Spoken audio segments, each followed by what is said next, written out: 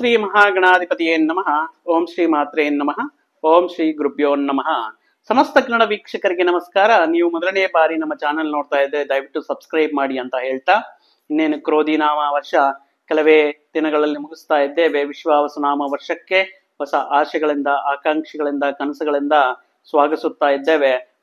ಅಂದ್ರೆ ಉಗಾದಿಗೆ 2 ದಿನ ಮುಂಚೆ ಈ ಮೀನರಾಶಿಯಲ್ಲಿ ಷಷ್ಠಗ್ರಹ ಕೂಟ ನಿರ್ಮಾಣವಾಗ್ತಾ ಇದೆ. ಅಂದ್ರೆ 6 ಪ್ರಧಾನ ಗ್ರಹಗಳು ಒಂದೇ ರಾಶಿಯಲ್ಲಿ ನೆಲೆಸುತ್ತಾ ಒಂದು ಕೂಟವನ್ನು ನಿರ್ಮಾಣ ಮಾಡುತ್ತಾ ಈ ಕೂಟದ ಪ್ರಭಾವವನ್ನ 2 ರಿಂದ 3 ತಿಂಗಳ ಕಾಲ ದ್ವಾದಶ ರಾಶಿಗಳ ಮೇಲೆ ಬೀಳಿಸ್ತಾ ಇರುತ್ತೆ.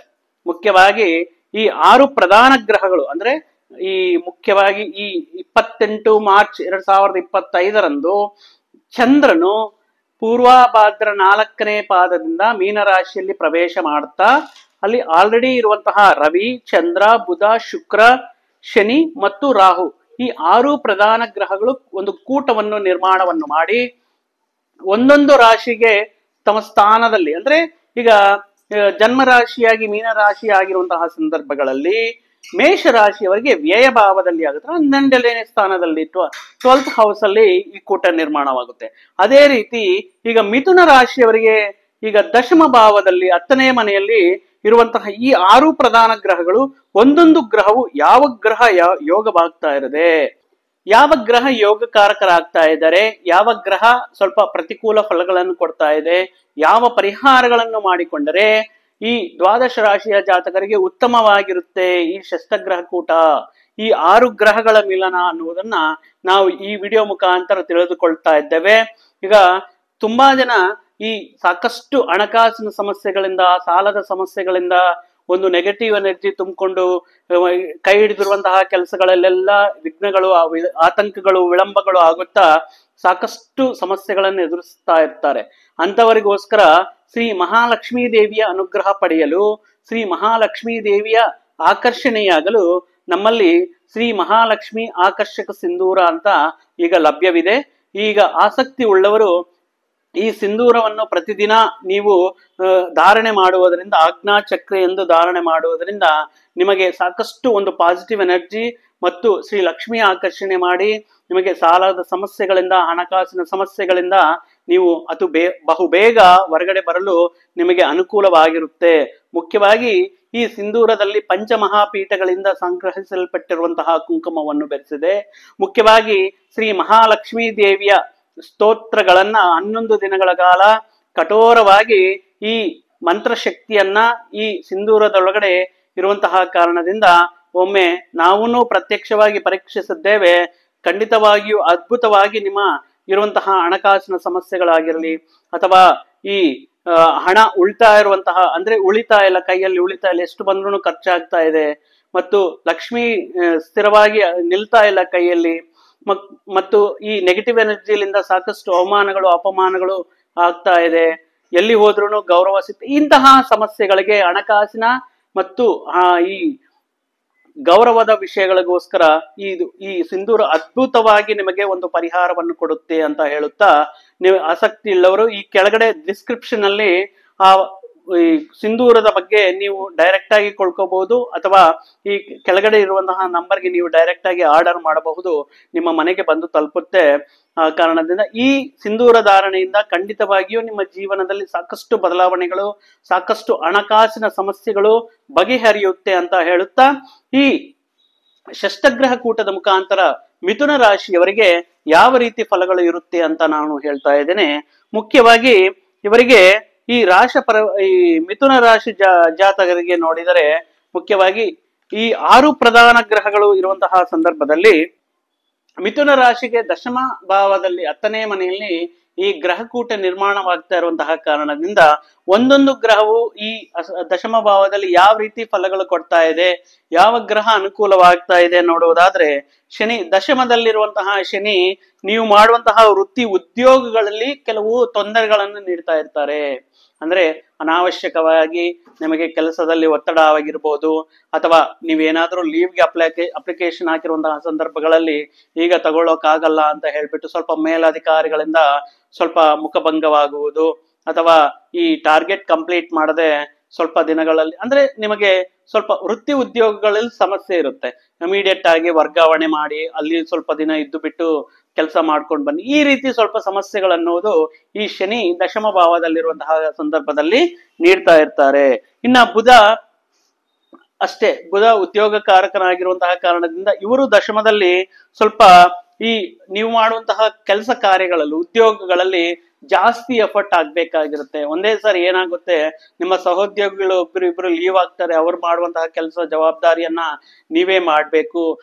ಕಂಪ್ಲೀಟ್ ಆಗಿ ಇಬ್ರು ಮೂವರು ಮಾಡುವಂತಹ ಕೆಲಸಗಳನ್ನು ಮಾಡುವಂತಹ ಸಂದರ್ಭಗಳು, ಜಾಸ್ತಿ ಒತ್ತಡ ಮತ್ತು ಜಾಸ್ತಿ ಕೆಲಸ ಮಾಡುವಂತಹ ಜವಾಬ್ದಾರಿಗಳನ್ನು ನಿಭಾಯಿಸುವಂತಹ ಸಂದರ್ಭಗಳು ನಿಮಗೆ ಈ ಬುಧ ದಶಮದಲ್ಲಿರುವಂತಹ ಕಾರಣದಲ್ಲಿ ಈ ರೀತಿ ಫಲಗಳು 1-2 ತಿಂಗಳ ಕಾಲ ಈ ರೀತಿ ನಿಮಗೆ ಆಗ್ತಾ ಇರುತ್ತೆ ಮಿಥುನ ರಾಶಿಯವರಿಗೆ. ಇನ್ನ ರವಿ ಸೂರ್ಯ ದಶಮದಲ್ಲಿರುವಂತಹ ಸಂದರ್ಭಗಳಲ್ಲಿ ನೋಡಿ ಉತ್ತಮವಾದಂತಹ ಯೋಗಕಾರಕನಾಗಿರ್ತಾರೆ. ಯಾವ ರೀತಿ ಯೋಗ ಅಂದ್ರೆ, ನೀವು ಮಾಡುವಂತಹ ವೃತ್ತಿ ಉದ್ಯೋಗಗಳಲ್ಲಿ ನೀವು ಪಡುವಂತಹ ಒಂದು ಕೆಲಸಕ್ಕೆ, ಹಾರ್ಡ್ ವರ್ಕ್ಗೆ, ಎಫರ್ಟ್ಗೆ, ಪ್ರತಿಭೆಗೆ ತಕ್ಕ ಗುರುತಿವಿಕೆ ಸಿಗುತ್ತೆ, ಐಡೆಂಟಿಟಿ ಸಿಗುತ್ತೆ, ರಿಕಗ್ನೈಸೇಷನ್ ಸಿಗುತ್ತೆ, ಪ್ರಮೋಷನ್ ಸಿಗುವುದು ಮತ್ತು ಗೌರ್ಮೆಂಟ್ ಜಾಬ್ಗೋಸ್ಕರ ಮುಖ್ಯವಾಗಿ ಯಾರಾದರೂ ಪ್ರಯತ್ನ ಮಾಡ್ತಾ ಇದ್ರೆ ಖಂಡಿತವಾಗಿಯೂ ಈ ದಶೆಯಲ್ಲಿ ಅಂದ್ರೆ ಈ 2-3 ತಿಂಗಳ ಕಾಲದಲ್ಲಿ ಖಂಡಿತವಾಗಿಯೂ ನೀವು ಪಟ್ಟಿರುವಂತಹ ಶ್ರಮಕ್ಕೆ ತಕ್ಕ ಸರ್ಕಾರಿ ಇಂದ ನಿಮಗೆ ಸನ್ಮಾನಗಳಾಗಿರ್ಬೋದು, ಉದ್ಯೋಗಗಳಾಗಿರ್ಬೋದು ಈ ರವಿ ಅನುಕೂಲ ಮಾಡಿ ಕೊಡ್ತಾರೆ. ಇನ್ನ ಚಂದ್ರ ಯೋಗಕಾರಕನಾಗಿರ್ತಾನೆ ದಶಮದಲ್ಲಿ ಮಿಥುನ ರಾಶಿಯವರಿಗೆ. ನಿಮಗೆ ಮುಖ್ಯವಾಗಿ ಈ ದೂರ ಪ್ರಾಂತಗಳಲ್ಲಿ ಅಂದ್ರೆ ನೀವು ಏನಾದ್ರೂ ಅತ್ಯಂತ ಯಶಸ್ಸನ್ನ ಗಳಿಸೋದಕ್ಕೆ ಅನುಕೂಲವಾಗ್ತಾ ಇರುತ್ತೆ.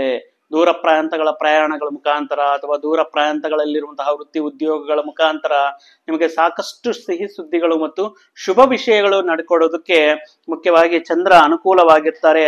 ಆ ಎಲ್ಲಾ ವಿಷಯಗಳಲ್ಲಿ ಅನುಕೂಲ, ನೀವು ಕೈ ಹಿಡಿದಿರುವಂತಹ ಕೆಲಸ ಕಾರ್ಯಗಳಲ್ಲಿ ಸಾಕಷ್ಟು ಜಯ ಸಿಗುತ್ತೆ ಮತ್ತು ನಿಮ್ಮ ಮನೆಯಲ್ಲಿ ಕೆಲವು ಶುಭ ಕಾರ್ಯಗಳು ನಡೆಯೋದಕ್ಕೆ, ಅದು ಮದುವೆ ಆಗಿರ್ಬೋದು ಅಥವಾ ಅನ್ನಪ್ರಾಶನೆ ಆಗಿರ್ಬೋದು, ಕೇಶಖಂಡನೆ ಆಗಿರ್ಬೋದು, ಈ ರೀತಿ ಗೃಹ ಪ್ರವೇಶ ಆಗಿರ್ಬೋದು, ಈ ರೀತಿ ಶುಭ ಕಾರ್ಯಗಳು ನಡೆಯೋದಕ್ಕೆ ಅನುಕೂಲ ಮಾಡಿಕೊಡ್ತಾರೆ ಈ ಚಂದ್ರ ದಶಮದಲ್ಲಿರುವಂತಹ ಕಾರಣದಿಂದ. ಇನ್ನ ಶುಕ್ರ ದಶಮದಲ್ಲಿರುವಂತಹ ಕಾರಣದಿಂದ ಮಿಥುನ ರಾಶಿಯವರಿಗೆ ಸ್ವಲ್ಪ ಈ ಫಿಲ್ಮ್ ಇಂಡಸ್ಟ್ರಿ, ಕಲಾರಂಗಕ್ಕೆ ಸಂಬಂಧಪಟ್ಟಿರುವಂತಹ ಸಿನಿಮಾ ಆರ್ಟಿಸ್ಟ್ಗಳಾಗಿರ್ಬೋದು ಸ್ವಲ್ಪ ಆತಂಕಗಳು ಸೃಷ್ಟಿ ಮಾಡ್ತಾರೆ. ಹೊಸ ಆಪರ್ಚುನಿಟೀಸ್ ಬರದೇ ಇರೋದು ಅಲ್ಲ, ಅಥವಾ ಮಾಡ್ಕೊಂಡಿರೋ ಸ್ಕೆಡ್ಯೂಲ್ಗೆ ಕರೆಕ್ಟ್ ಆಗಿ ಪೋಸ್ಟ್ಪೋನ್ ಆಗೋದು, ಇಲ್ಲ ಪ್ರಾಜೆಕ್ಟ್ ಹೋಲ್ಡ್ ಆಗೋದು, ಅಥವಾ ಮಧ್ಯದಲ್ಲಿ ಮಾಡ್ತಾ ನಿಮ್ಮ ಕ್ಯಾರೆಕ್ಟರ್ನ ಬೇರೆಯವ್ರಿಗೆ ಕೊಡೋದು, ಈ ರೀತಿ ಸ್ವಲ್ಪ ಆತಂಕಗಳನ್ನು ಸೃಷ್ಟಿ ಮಾಡ್ತಾ ಇರ್ತಾರೆ ಈ ಶುಕ್ರ ದಶಮದಲ್ಲಿರುವಂತಹ ಕಾರಣದಿಂದ. ಅದೇ ರೀತಿ ಸ್ವಲ್ಪ ವೈವಾಹಿಕ ಜೀವನಕ್ಕೆ ಸಂಬಂಧಪಟ್ಟಿರುವಂತಹ ಈ ದಾಂಪತ್ಯ ಜೀವನದಲ್ಲಿ ಕೆಲವೊಂದು ವಾದೋಪವಾದಗಳು, ವಾಗ್ವಿವಾದಗಳು ನಡೆಯೋದಕ್ಕೆ ಸಂದರ್ಭ ಇರುತ್ತೆ. ಸ್ವಲ್ಪ ತಾಳ್ಮೆಯಿಂದ ಇರ್ಬೇಕಾಗಿರುತ್ತೆ. ಮಾತಿಗೆ ಬೆರೆತು ಈ ಅನಾವಶ್ಯಕವಾಗಿ ಈ ವಾದಕ್ಕೆ ಇಳಿದು ಸಂಬಂಧಗಳಲ್ಲಿ ಬಿರುಕು ಮೂಡುವುದಕ್ಕೆ ಅಥವಾ ಸ್ವಲ್ಪ ಮಾನಸಿಕವಾಗಿ ಅಶಾಂತಿ ಆಗೋದಿಕ್ಕೆ, ಇಬ್ಬರ ನಡುವೆ ಸ್ವಲ್ಪ ಹೊಂದಾಣಿಕೆ ಕಮ್ಮಿ ಆಗೋದಕ್ಕೆ ಇರುತ್ತೆ. ಆ ಕಾರಣದಿಂದ ಈ ವೈವಾಹಿಕ ಜೀವನದಲ್ಲಿ ಸ್ವಲ್ಪ ತಾಳ್ಮೆಯಿಂದ ಇರ್ಬೇಕಾಗಿರುತ್ತೆ. ಸ್ವಲ್ಪ ಅವ್ರು ಹೇಳೋದನ್ನ ಕೇಳ್ಬೇಕಾಗಿರುತ್ತೆ. ಇನ್ನ ಜಾಸ್ತಿ ಹಂತಕ್ಕೆ ಹೋಗ್ತಾ ಇದೆ ಅನ್ನೋಂತಹ ಸಂದರ್ಭಗಳಲ್ಲಿ ನೀವು ಆ ಜಾಗವನ್ನು ಬಿಟ್ಟು ಸ್ವಲ್ಪ ಮೌನವಾಗಿ ಇರೋದು, ಇಲ್ಲ ಬೇರೆ ಪ್ಲೇಸ್ಗೆ ಹೋಗೋದು ಉತ್ತಮವಾಗಿರುತ್ತೆ. ಇನ್ನು ವ್ಯಾಪಾರಸ್ಥರಿಗೆ ಶುಕ್ರ ದಶಮದಲ್ಲಿರುವಂತಹ ಕಾರಣದಲ್ಲಿ ಸ್ವಲ್ಪ ಆತಂಕಗಳು, ವಿಳಂಬತೆ ಮತ್ತು ಬರ್ಬೇಕಾಗಿರುವಂತಹ ಹಣ ಟೈಮ್ಗೆ ಬರ್ದೇ ಇರೋದು, ಈ ರೀತಿ ಆತಂಕಗಳು ಇರ್ತಾ ಇರುತ್ತೆ.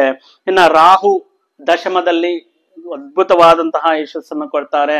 ನಿಮ್ಗೆ ನೋಡಿದ್ರೆ ಆಕಸ್ಮಿಕವಾಗಿ ಕೆಲವೊಂದು ಧನ ಲಾಭ ಆಗಿರ್ಬೋದು, ಆಕಸ್ಮಿಕವಾಗಿ ನೀವು ಮಾಡ್ತಾ ಇರುವಂತಹ ಕೆಲಸ ಕಾರ್ಯಗಳಲ್ಲಿ ಸಕ್ಸಸ್ ಅನ್ನೋದು ಕಾಣಬಹುದು. ಎಷ್ಟೋ ದಿನದಿಂದ ಅಪ್ರೂವಲ್ಗೆಗೋಸ್ಕರ ನೀವು ವೇಟ್ ಮಾಡ್ತಾ ಇದ್ರೆ ಅಂತಹ ವಿಷಯಗಳಲ್ಲಿ ಅಪ್ರೂವಲ್ ಆಗಿ ಸಿಗುವುದು. ಮುಖ್ಯವಾಗಿ ವಿದೇಶ ಪ್ರಯತ್ನಕ್ಕೋಸ್ಕರ, ವಿದೇಶದಲ್ಲಿ ಉದ್ಯೋಗ, ವ್ಯಾಪಾರ ಅಥವಾ ವಿದ್ಯಾ ಅವಕಾಶಗಳಿಗೋಸ್ಕರ ಪ್ರಯತ್ನ ಮಾಡ್ತಾ ಇದ್ರೆ ರಾಹು ದಾಶಮದಲ್ಲಿರುವಂತಹ ರಾಹು ನಿಮಗೆ ಈ 2-3 ತಿಂಗಳ ಕಾಲದಲ್ಲಿ ತುಂಬಾ ಉತ್ತಮವಾದಂತಹ ಯಶಸ್ಸನ್ನು ತಂದುಕೊಡ್ತಾ ಇದ್ದಾರೆ. ಒಟ್ಟಾಗಿ ನೋಡಿದರೆ ಇಲ್ಲಿ ಬುಧ, ಶುಕ್ರ ಮತ್ತು ಶನಿ ಸ್ವಲ್ಪ ನಿಮಗೆ ಅನುಕೂಲ ಇಲ್ಲ. ಉಳಿದಂತಹ 3 ಗ್ರಹಗಳು ತುಂಬಾ ಯೋಗಕಾರಕರಾಗಿರ್ತಾರೆ.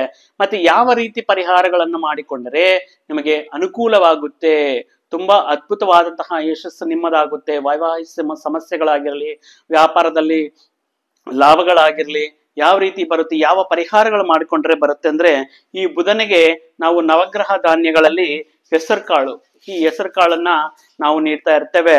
ಇನ್ನ ಶುಕ್ರನಿಗೆ ಈ ಅಲಸಂದಿ ಕಾಳನ್ನ ನಾವು ಶುಕ್ರನಿಗೆ ಅನುಕೂಲವಾಗಿ ನೀಡ್ತಾ ಇರ್ತೇವೆ. ಇನ್ನು ಶನಿ ಮಹಾತ್ಮನಿಗೆ ಕಪ್ಪು ಎಳ್ಳು ಇರುತ್ತಲ್ವಾ, ಈ ಕಪ್ಪು ಎಳ್ಳನ್ನ ನಾವು ಶನಿಗ್ರಹಣ ಧಾನ್ಯವಾಗಿ ನಾವು ಭಾವಿಸ್ತಾ ಇರ್ತೇವೆ. ನೀವೇನ್ ಮಾಡ್ತೀರಾ, ಈ 3 ಧಾನ್ಯಗಳನ್ನ ನೀವು ಬ್ರಾಹ್ಮಣರಿಗೆ ದಾನ ಮಾಡುವುದರಿಂದ, ಯಾವ್ದಾದ್ರು ದೇವಾಲಯದಲ್ಲಿ ಬ್ರಾಹ್ಮಣರಿಗೆ ದಾನ ಮಾಡುವುದರಿಂದ, ಕೆಲವಷ್ಟು ದಕ್ಷಿಣೆ ಸಂಭಾವನೆ ಕೊಟ್ಟು ಅವರ ಆಶೀರ್ವಾದ ಪಡೆಯೋದ್ರಿಂದ ನಿಮಗೆ ಈ ಷಷ್ಠಗ್ರಹ ಕೂಟದ ಸಂದರ್ಭದಲ್ಲಿ ಸಾಕಷ್ಟು ಅನುಕೂಲ ಫಲಗಳು ಸಿಗುತ್ತೆ. ಇಲ್ಲ ದಾನ ಮಾಡೋಕ್ ಆಗ್ಲಿಲ್ಲ ಅನ್ನುವಂತಹ ಸಂದರ್ಭಗಳಲ್ಲಿ ಈ ಧಾನ್ಯಗಳನ್ನ, ಹೇಳಿರುವಂತಹ ಹೆಸರು ಕಾಳು, ಈ ಅಲಸಂದಿ ಮತ್ತು ಕಪ್ಪು ಎಳ್ಳು, ಇದನ್ನ ಸ್ವಲ್ಪ ನೆನೆಸ್ಬಿಟ್ಟು, ನೀರಲ್ಲಿ ನೆನೆಸ್ಬಿಟ್ಟು ಈ ಆಹಾರವನ್ನ ಗೋಮಾತೆಗೆ ನೀವು ಆಹಾರವಾಗಿ ನೀಡುವುದರಿಂದ ನಿಮ್ಗೆ ಸಾಕಷ್ಟು ಶುಭಗಳು ಆಗುತ್ತೆ. ಅದೇ ರೀತಿ ಪ್ರತಿ ಶುಕ್ರವಾರ, ಮಂಗಳವಾರ ಅಮ್ಮನವ್ರನ್ನ, ಆಂಜನೇಯ ಸ್ವಾಮಿನ ನೀವೆಷ್ಟು ಪೂಜೆ ಮಾಡ್ತೀರಾ, ಎಷ್ಟು ಆಲಯ ದರ್ಶನವನ್ನು ಮಾಡ್ತೀರಾ, ಮತ್ತು ಅಮ್ಮನವ್ರನ್ನ ಆರಾಧನೆ ಮಾಡೋದು, ಕುಂಕುಮಾರ್ಚನೆ ಮಾಡಿಸೋದು, ಆಂಜನೇಯ ಸ್ವಾಮಿಗೆ ವೀಳ್ಯದೆಲೆಯ ಮಾಲೆಯಿಂದ ಸ್ವಲ್ಪ ಈ ಹಾರವಾಗಿ ಅಲಂಕಾರ ಮಾಡಿ ಸ್ವಲ್ಪ 11 ಪ್ರದಕ್ಷಿಣೆಗಳು ಮಾಡೋದ್ರಿಂದ ಮಿಥುನ ರಾಶಿಯವರಿಗೆ ಮತ್ತಷ್ಟು ಶುಭ ಫಲಗಳು ಕೊಡುತ್ತೆ. ಈ ಗ್ರಹಗಳು ಕೊಡುವಂತಹ ಪ್ರತಿಕೂಲ ಫಲಗಳಲ್ಲೆಲ್ಲವೂ ಬಗೆಹರಿಯುತ್ತೆ, ನಿಮ್ಮ ಜೀವನ ಉತ್ತಮವಾಗಿರುತ್ತೆ ಅಂತ ಹೇಳ್ತಾ, ಮಿಥುನ ರಾಶಿಯವರಿಗೆ ಒಟ್ಟಾಗಿ ಮುಖ್ಯವಾದಂತಹ ಗ್ರಹಗಳು ಹಣಕಾಸಿನ ವಿಷಯಗಳಲ್ಲಿ ಸಾಕಷ್ಟು ಲಾಭವನ್ನು ಕೊಡ್ತಾ ಇದೆ. ಏನು ಚಿಂತೆ ಮಾಡುವಂತಹ ಅವಶ್ಯಕತೆ ಇಲ್ಲ ಈ ಷಷ್ಠಗ್ರಹ ಕೂಟದ ಮುಖಾಂತರ ಅಂತ ಹೇಳುತ್ತಾ ಈ ವಿಡಿಯೋವನ್ನು ಇಲ್ಲಿಗೆ ಮುಗಿಸ್ತಾ ಇದ್ದೇನೆ. ಮತ್ತೊಂದು ವಿಡಿಯೋ ಜೊತೆಗೆ, ಮತ್ತೊಂದು ಆಸಕ್ತಿಕರ ವಿಷಯದ ಜೊತೆಗೆ ನಿಮ್ಮ ಮುಂದೆ ಬರ್ತೀನಿ. ಅಲ್ಲಿಯವರೆಗೂ ಸರ್ವೇ ಜನ ಸುಖಿನೋ ಭವಂತು, ಸಮಸ್ತ ಸನ್ಮಂಗಳಾನಿ ಭವಂತು. ಜೈ ಶ್ರೀರಾಮ್.